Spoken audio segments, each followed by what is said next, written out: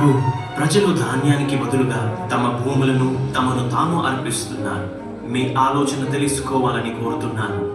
ఐగుప్తు దేశమంతటిలో నీకంటే జ్ఞానవంతుడు మరొకరు లేరు. ఈ దేశాన్ని నీవెన్నడూ నిరాశపరచలేదు. యుక్తమైనదే చేయి.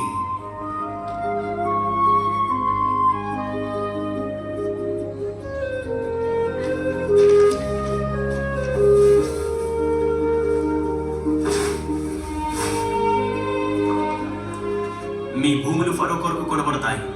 మీ పొలాల్లో విత్తడానికి మీకు విత్తనాలు ఇవ్వబడతాయి. పంట వచ్చినప్పుడు దానిలో 5వ వంతు ఫరోకి ఇవ్వండి. మిగిలిన 4 వంతులు మీవే, మీ ఆహారానికి, మీ కుటుంబాలకు, వచ్చే సంవత్సరం విత్తనాల కొరకు.